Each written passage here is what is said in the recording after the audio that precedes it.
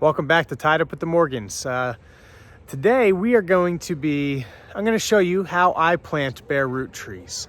I have planted, a couple hundred bare root trees in my life, which is really nothing compared to people who, there's people who when, they want to plant out a property and, there's guys that'll do thousands in a year, right? So 200 really isn't much. So I'm not a professional by any means. I don't want you to think I'm a professional, I'm not. But I've read about it a lot, and 200 trees is 200 more than 0 trees. So I'll teach you what I've learned, and we'll dive into that.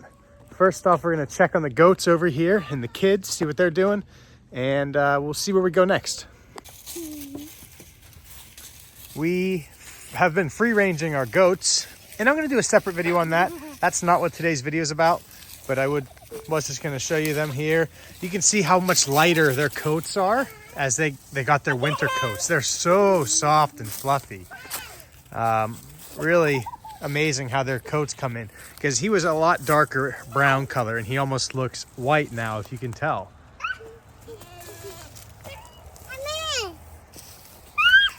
All right, using some outdoors with the Morgan's fire starter that I make.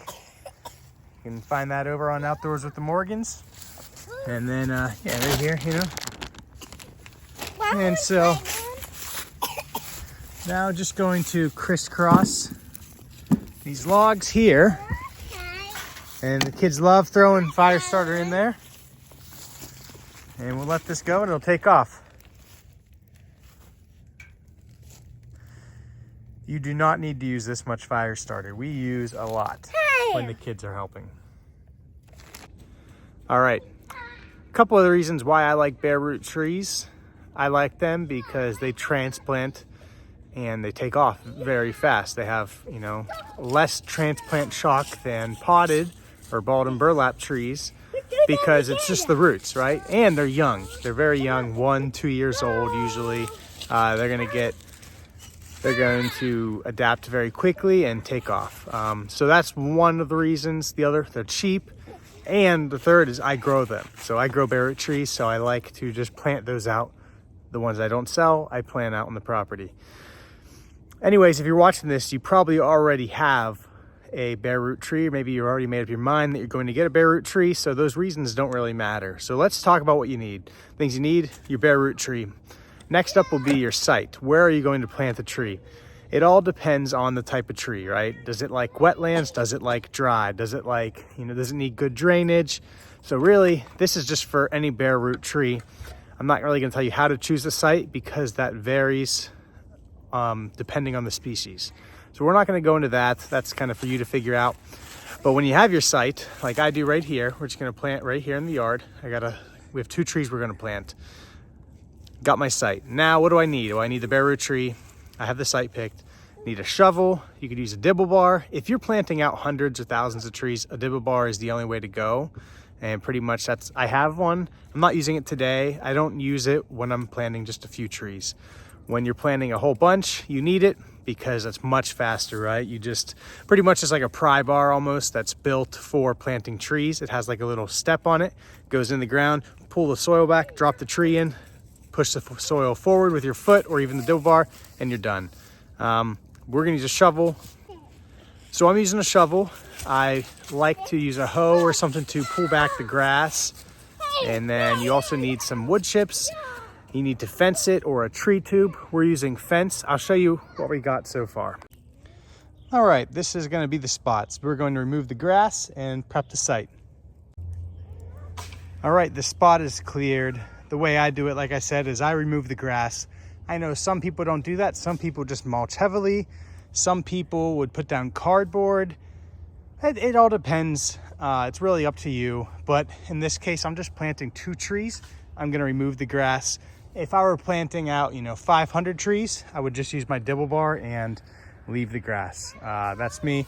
But anyways, for 2 trees, this is what we're doing. So the grass is removed. Now we'll take our shovel and dig a hole for the tree. First, let's get this tree out of the pot and take a look at its roots so that way we know how big the hole needs to be. I also want to note, if you just received your trees in the mail or something like that, it is very good to soak them. If you buy from someone, they probably have those instructions included, but if not, it's good to soak your tree beforehand. That way the roots are nice and moist and just kind of gets it ready to be planted.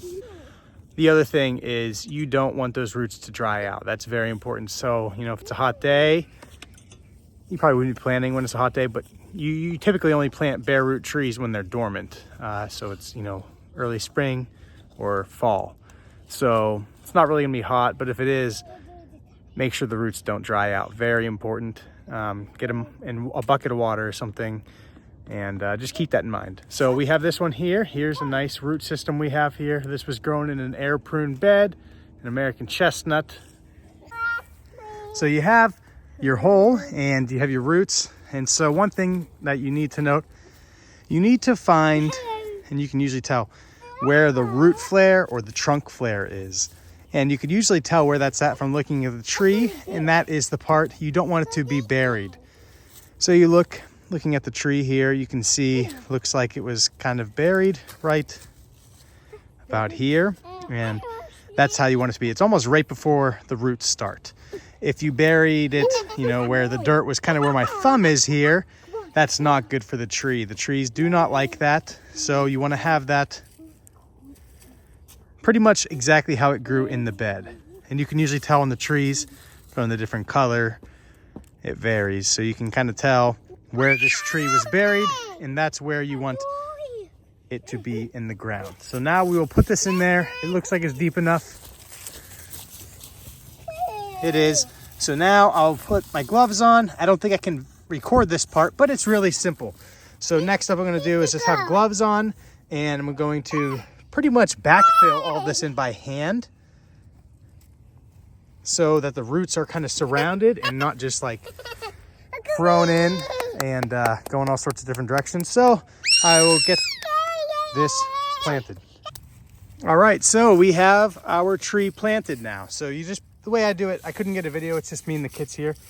I just backfill with my hands while holding the tree up, right? So you hold the tree kind of where it would be when it's finished, right? You kind of just get it in line with the ground where that's going to be. Backfill it while, you know, supporting the roots so they kind of can just naturally fall into place. And yeah, it's all filled, and then I just kind of, you know, tamp the ground a bit, and that's the tree planted. Next up, we will add the wood chips. I'm going to tell you a little rule here I follow. While planting, the kids kept saying how happy the Lorax is going to be. That's a favorite movie of theirs, favorite book. We read the Lorax a lot. And, you know, the kids have helped me plant hundreds of trees in our air pruned beds. So to them, they really like the Lorax and planting trees. So I just kissed the leaf. That's how much he loves the tree. And Thea's repeating what I say. So anyways, the rule I follow is the 3x3x3 rule. The 3x3x3 rule is for mulching. And that is a circle that is 3 feet wide, which is kind of what we have here. This is probably 2 feet, 2.5 feet, not quite 3. Here I am not following my own rule. So a circle that's 3 feet wide. So you want the mulch to be 3 feet wide. You want it to be 3 inches deep. Anywhere 4 to 6 inches is good. I like to just do 3 inches because of that rule, right? So roughly 3 inches deep of mulch. And 3 inches from the tree itself. The trees actually don't want mulch touching the trunk. I just can't not laugh here, Ty saying everything I'm saying. So yeah, last thing I said is 3 inches from the trunk. They don't like mulch to be up against the trunk. They need room to breathe. It can bring in disease, a number of things. And if you go around, so I was gonna say, if you're out, you know, at like a business park, a neighborhood, really like a shopping center, places like that, everywhere you see is volcano mulching, and that actually is terrible for the trees. That's a very common practice where they mound up the mulch right around the tree, and that is awful for the tree. The trees don't like that at all. And I think that's, you know, urban trees have like a lifespan of like 35 years, which is not long at all. Trees live far longer than that. And that's one of the many reasons why. Also, you know, you have parking lots, sidewalks, everything like that. A lot of construction and development, tearing up those roots all the time. A lot of factors as to why they don't live long. But anyways, what I'm getting at is don't volcano mulch a tree.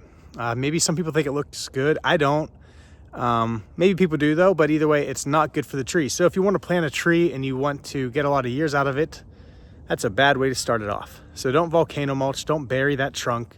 You want it to be right at that root flare, or the trunk flare, I guess I should say. That's where, that's where the trunk meets the ground, kind of the same level. You don't want to bury that. All right, we have the mulch about 3 feet wide, 3 inches deep, and about 3 inches from the trunk. So there it is, planted. All right, we just watered the tree. Now we're gonna add the cage. I apologize, it's already dark.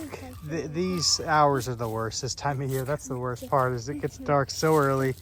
You can only get so much done, and then you're working with a headlamp all night, but that's all right. So for the sake of the video, I think that's it. I'll just show you here how this fits here. And this is one I just used zip ties to, make this in a circle. We have the tree right there. And I will then use landscape staples to secure it. And this is not the strongest thing, right? A deer could knock it over. I haven't had any issues yet. If I do, then I will use something like a T-post. But we just throw in some landscape staples. I just do 4. Thank you, Sia. And that's it. I mean, it's not really very difficult. Not a whole lot to it. But it's real blurry now, so I apologize. Goats are crying, but we got it caged. Everything's good. And maybe I'll get some more video with more light. But that's it. I hope it made sense. Me and the kids did our best, kind of all over the place, but don't overcomplicate it. That's the most important thing, just, it's pretty simple. All right, I forgot we have lights out here in the goat barn, so I should have just done the whole video over here. But you can tell the kids just fed the goats. They like to brush them while they're eating. But that's it as far as planting bare root trees. I don't even know how the video went. I hope it made sense. Kind of all over the place, We got it done though. That's the most important part. But really, you need to choose the site, and it all depends, right? Does it have proper drainage for that species? Does it have enough sunlight? So keep those things in mind when choosing the site. And yeah, follow the 3x3x3 rule. Plant to the proper depth. I like backfilling by hand, but like I said, if you were doing it hundreds at a time, that's not ideal what I did, right? It takes too long. So you just use the dibble bar much faster, or the last thing I forgot to mention is I do not add any soil amendments. I don't add any potted soil, bagged soil, nothing like that. Not even compost. I just use what is already available on that site. What is in that hole. Everything I took out of the hole, I put back in. And that's what I've always done, and that's what I've read. I've seen a lot of other people do that. And a lot of the nurseries that you'll buy trees from will tell you the same thing. Don't add anything. Don't add any amendments. You just use what is at that site and in that hole already.